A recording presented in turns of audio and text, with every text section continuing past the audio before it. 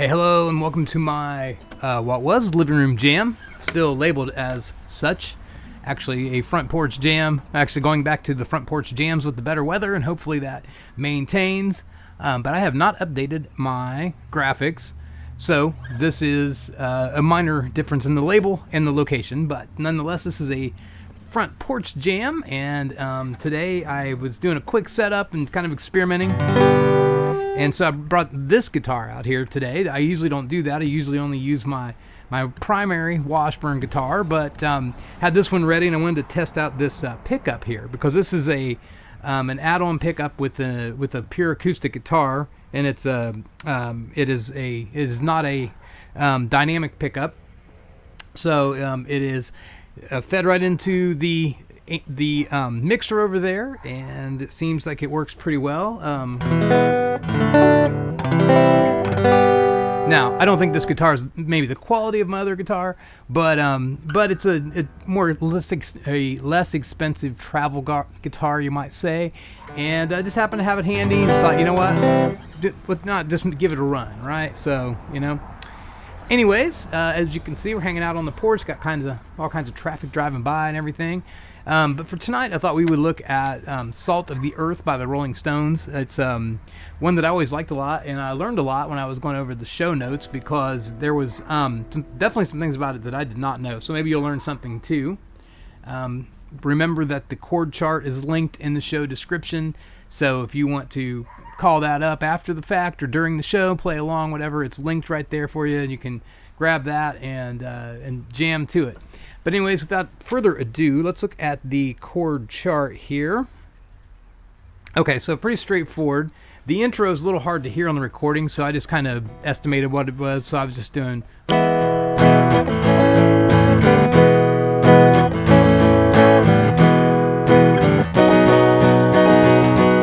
So I think that'll get you pretty close. So then the strumming's kind of weird because it's let's drink to the hardworking people. And then, so it's let's drink to the hardworking people. Let's drink to the lonely at birth. Okay, get that? It just keeps repeating that pattern over and over, but it's kind of strange when you first start strumming it. So it's let's drink to the hardworking people. Let's drink to the lonely at birth. Raise your glass to the good and the evil. Okay, so you get the idea. It doesn't really change much. It just kind of goes through that same thing all the way through, and then we get to the chorus, and that's where it changes a little bit. So it goes to a C minor, G sharp, or C sharp minor, G sharp minor, and back and forth between those two, then down to the F, back up to the G. So it's when I search your face, this crowd, swirling mass of gray and black and white, they don't look real to me. In fact, they look so. And then when it goes to the B7, strange. It's 4 times strange. Or and then go to the B. Okay, so you got that. So it's, in fact, they look so strange. And again, this is my interpretation.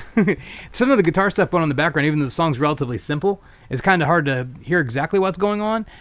So I do like to qualify that this is my interpretation of the song. But anyways, that's how I feel like it goes. So we'll go with that. At least I'll go with that anyways. So, that's that. And we'll give it a run. We'll see how it sounds. We'll be back to my regular guitar next week. But I thought, hey, why don't we get this one out? As you can see, this one is fully branded, both on the headstock and down here. If you're curious, this is, so I needed a guitar for some traveling I was doing. And I don't like to take a nice guitar, necessarily the nicest guitar anyways, when I travel. So I grabbed this one for about $90 off Amazon. It's an AODSK, which means nothing to me other than that's the name of the brand. And I covered it up with my own sticker, with my own branding. It says DJ RJ. But didn't have to do that. I just thought it looked cool. But anyways, but yeah, it's totally a $90 guitar off Amazon with a $15 pickup. And you might say it sounds like crap. Well, if you do, well, we're just having some fun, a little variety here instead of doing the same thing all the time. So, anyways, let's do this and then come back with some song and artist facts.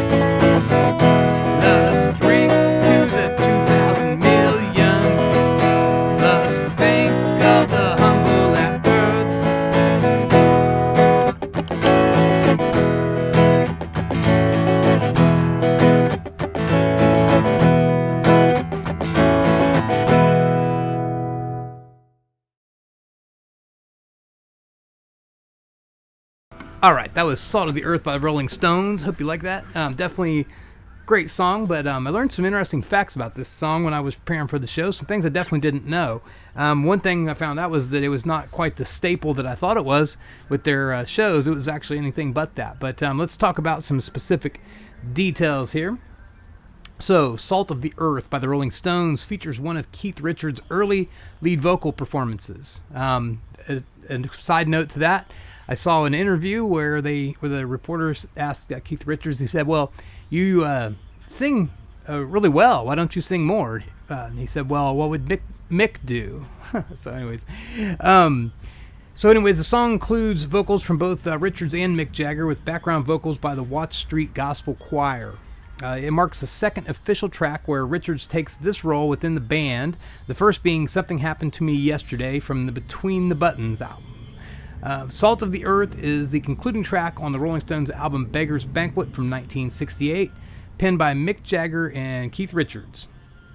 The title refers to the working class, and Mick Jagger once described the song as a reflection of cynicism towards their lack of power. Stones performed it on their Rock and Roll Circus special in 1968. You can find that on YouTube. It's very cool. And later at a concert in Atlantic City in 1989 with Axl Rose and Izzy Stradlin of Guns N' Roses. Additionally, Mick Jagger and Keith Richards performed the song at the 2001 concert for New York, dedicated and honoring the workers and first responders after the World Trade Center disaster. The phrase "salt of the earth" originates from a passage in the Bible, specifically from the Sermon on the Mount in the Gospel according to St. Matthew. It symbolizes individuals who follow the teachings of Jesus, embodying the best of humankind and promoting a zest for life. Initially representing an elite group, the term has evolved over time to denote those engaged in various struggles, such as workers against bosses, the exploited against exploiters, and the weak against the strong. Inspired by John Lennon, Jagger aimed to craft a working-class anthem with lyrics that pay homage to the toils of the working class, including their families. There's notable contrast in lyrics where the singer professes a sense of detachment from the crowd despite expressing empathy towards them. Jagger plays tribute to the hardworking individuals, acknowledging their struggles and sacrifices. He reflects on the common foot soldier, their families, and the challenges that they face. The lyrics also express frustration with leaders who fail to provide genuine guidance and representation. Keith Richards discussed the song's creation and credits himself with the title and initial concept while highlighting Jagger's role in crafting the verses. Originally titled Silver Blanket, the song's lyrics convey both the cynicism of the singer and the broader societal disillusionment.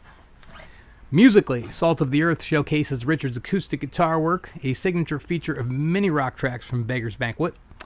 He also contributes slide guitar throughout the song, a role usually filled by Brian Jones, who was absent during these recording sessions. The track was recorded at London's Olympic Sound Studios in May 1968. The song features additional instrumentation, including the Los Angeles Watts Street Gospel Choir and piano by Nicky Hopkins. These elements, particularly the choir's presence, became more pronounced during the song's conclusion, setting a precedent for the band's future work, such as their next album's closing track, You Can't Always Get What You Want. Salt of the Earth has received recognition from critics and publications alike. It has ranked as Jim Beviglia ranked it as the 25th best Rolling Stones song in his book, Counting Down the Rolling Stones, their 100 finest songs. Paste magazine described it as a simple ode to the proletariat and ranked it 37th in its top 50 Rolling Stones. Interesting. Rolling Stone magazine included it at number 45 in their countdown of the band's top 100 songs, praising Keith Richards alone, his vocals, and the gospel reverie of the track. Matthew Pollard, a critic from Classic Rock History, rated Salt of the Earth as the 6th best deep cut by the Rolling Stones in their repertoire. He noted that the transition from a tinkling acoustic composition to an almost gospel-like intensity. Again, in terms of live performance, Salt of the Earth has a unique history, played only 5 times, with the first filmed rendition occurring, as mentioned, in the taping of the Rolling Stones' Rock and Roll Circus. That's an awesome movie to watch altogether, and I believe that all or most of it's on YouTube, so definitely check that out. That was 68. Then that song, it was revived 21 years later, as mentioned by Izzy and Axl. So, and then another several years after that, 2001 again. And then the only thing to add to that I hadn't already mentioned previously, it's the only other live performance was during the Licks tour in 2003. So that's interesting because I would have thought they would have been performing this song a lot. So I was a little surprised by this.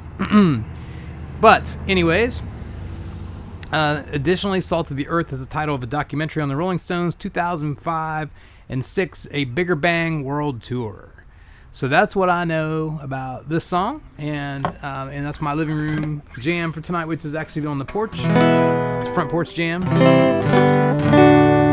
Anyways, have a good afternoon, night, evening, wherever you may be, and I will talk to you later. Bye-bye.